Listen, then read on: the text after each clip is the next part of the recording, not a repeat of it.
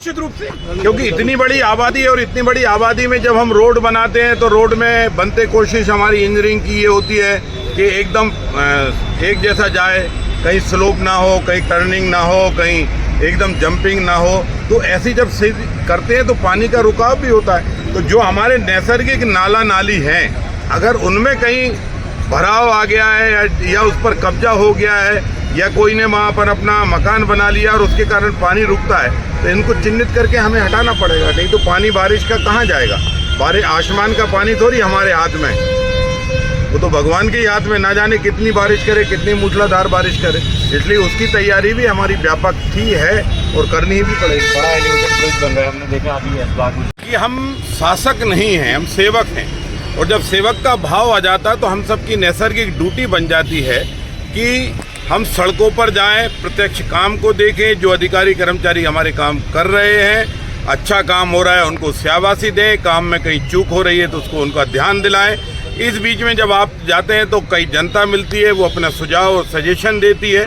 उनके सुझाव और सजेशन हमारे लिए महत्वपूर्ण होते हैं, क्योंकि कभी कभी तकनीकी विधा वहाँ फैल हो जाती है जहाँ अनुभव का अभाव होता है। और जो सड़कों पर घूमते आदमी, आम नागरिक दिखता है, वो अनुभव की यूनिवर्सिटी है। उसने ज़िंदगी में महसूस किया है कि कौन सा पानी कहाँ रुकता है, बारिश में कौन सी परेशानी कहाँ आती है। और ये हम जो है भोपाल का सबसे लंबा एलिवेटेड कॉरिडोर तैयार कर रहे हैं, जो संत हृदयराम नगर के बीच में से है। पर उज्जैन महाकाल के दर्शन जाने वाले लोग, इंदौर जाने वाले लोग, देवास जाने वाले लोग और ये बॉम्बे जाने वाले लोग अधिकतर इस रोड का यूज करते हैं। ये जब फ्लाईओवर बन जाएगा तो संत हृदयराम नगर की ट्रैफिक व्यवस्था सुधर जाएगी। इंदौर, देवास, उज्जैन और उधर जाने वाले लोगों को आसानी से फ्लाईओवर से जा सकते हैं। इसको हमने डिजाइन, जो हमारी PWD ने और मेट्रो के साथ मिलकर जो डिजाइन किया है, वो हमने मेट्रो के हिसाब से भी इसको डिजाइन किया। भविष्य में इसी के ऊपर मेट्रो भी ला सकते हैं। और कुल मिलाकर ये जो हमारा काम है, इसके साथ हम एक और फ्लाईओवर तैयार कर रहे हैं जो आज दिनांक तक नहीं हुआ। सबसे पहले हमने सिंगारचोली फ्लाईओवर तैयार किया, जिसके कारण आज एयरपोर्ट जाना आसान हुआ। दूसरा हम फ्लाईओवर 3ME सेंटर पर तैयार कर रहे हैं, जो यहाँ से 50-100 मीटर दूरी पर है। उससे संत हृदयराम नगर के लोग कैलाश नगर, एयरपोर्ट या लाऊखेड़ी या दाता कॉलोनी या द्रोणाचल जाते हैं तो उनको जाना आसान होगा।